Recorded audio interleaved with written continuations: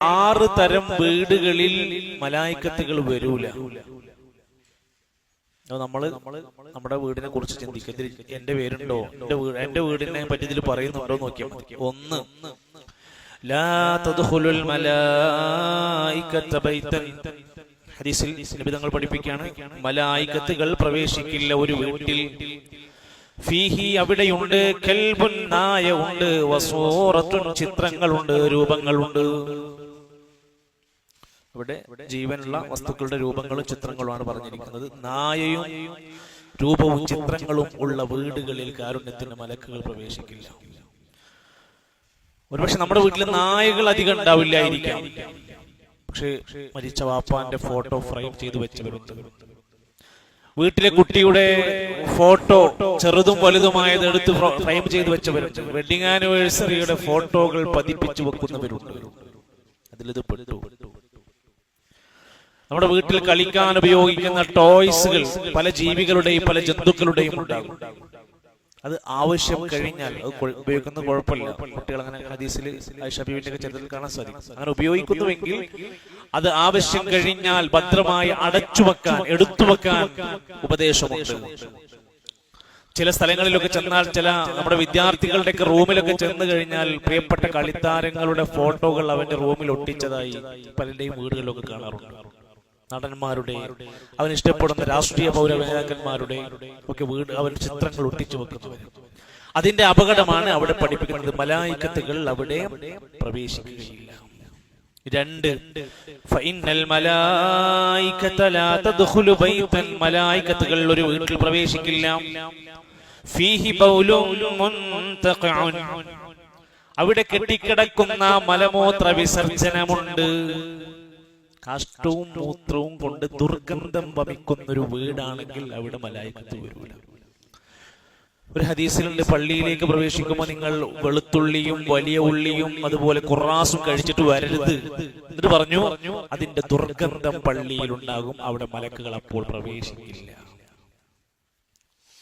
അപ്പൊ ഇനി എന്താ ചെയ്യേണ്ടത്? നമ്മുടെ ബാത്റൂമുകൾ, നമ്മുടെ ടോയ്ലറ്റുകൾ നല്ല വൃത്തിയാവണം. ആവശ്യം കഴിഞ്ഞാൽ അത് പൂർണ്ണമായും അതിന്റെ മണം നഷ്ടപ്പെടുന്ന രൂപത്തിൽ, അതല്ലെങ്കിൽ കുട്ടികളൊക്കെ ആണെങ്കിൽ ഫ്ലോറിൽ എവിടെയെങ്കിലും ഒക്കെ മലമൂത്ര വിസർജനം കഴിഞ്ഞിട്ടുണ്ടെങ്കിൽ അത് നന്നായി വൃത്തിയാക്കുക എന്നതൊരു വീടിന്റെ വലിയ അച്ചടക്കമാണ്.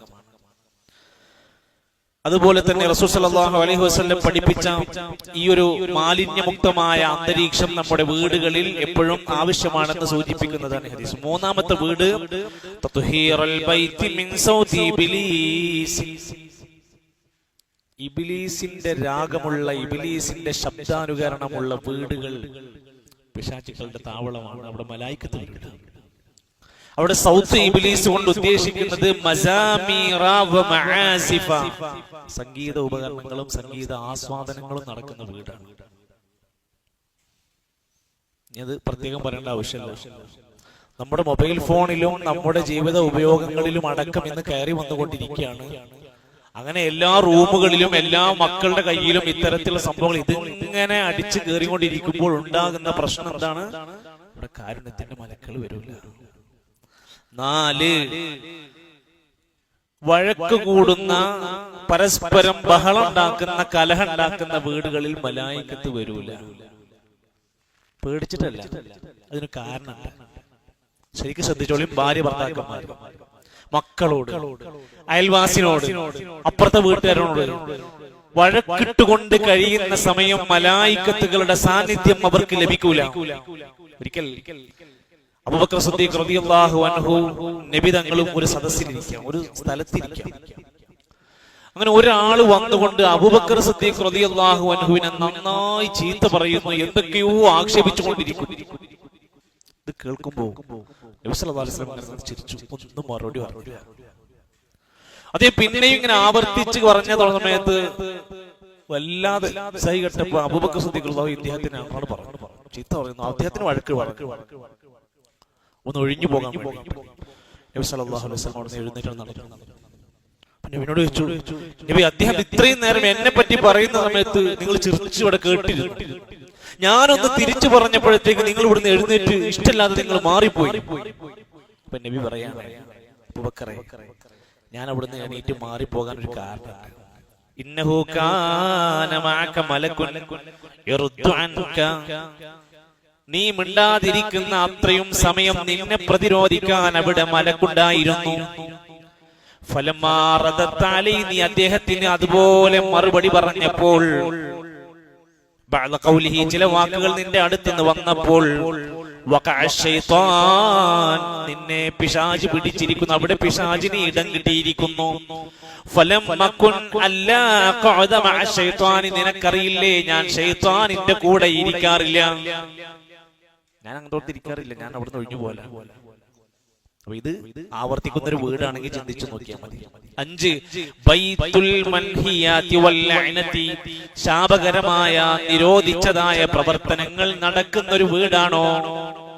അവിടെ പിന്നെ കുറെ ഓതിയിട്ട് കാര്യമില്ല, ഇത് ഈ പരിപാടി ഒഴിവാക്കണം. ഉലമാക്കന്മാര് പറഞ്ഞു ബൈത്തുൽ കബായിർ, മഹാപാപങ്ങൾ നടക്കുന്ന വീട്, ശിർക്കടക്കമുള്ളത്, സിഹർ, ഖാത്തിഉർ റഹം, കുടുംബബന്ധം മുറിക്കുന്ന ഒരു വീട്, ആക്കുൽ വാലിദൈൻ, മാതാപിതാക്കൾ ധിക്കരിക്കുന്ന ഒരു വീട്, ഖംർ, മദ്യപാനമുള്ള, റിബ, പലിശ തിന്നുന്ന, സിഹർ നടത്തുന്ന, അനുബന്ധമായ കാര്യം ചെയ്യുന്ന, ഫവാഹിഷ്, വ്യഭിചാരം പോലെയുള്ള കാര്യങ്ങൾ ചെയ്യുന്ന ഒരു വീടാണോ അവിടെ കാരുണ്യത്തിന് മലക്കുകൾക്ക് പ്രവേശനം ഉണ്ടാവില്ല. 6 ലൈസ ഫീഹി ദിക്റുൻ, ഒരു ദിക്റുമില്ലാത്ത വീടാണോ അവിടെ മലായിക്കത്തുകൾ സന്നിധിയിലുണ്ടാവില്ല. പടച്ചവനെ കുറിച്ചുള്ള ചിന്തയും സ്മരണയും ഇല്ലാത്ത വീടുകൾ, അവിടെ അല്ലാഹുവിന്റെ മലായിക്കത്തുകളുടെ ഒരു സാന്നിധ്യം ഉണ്ടാവില്ല. അതുകൊണ്ടാണ് റസൂൽ സല്ലല്ലാഹു അലൈഹി വസല്ലം പറഞ്ഞത്, ലാ തജഅലു ബുയൂതകും മഖാബിറ, നിങ്ങൾ നിങ്ങളുടെ വീട് മഖബറകളാക്കരുത്, നിങ്ങൾ നിങ്ങളുടെ വീടുകളെ മഖബറകളാക്കരുത്.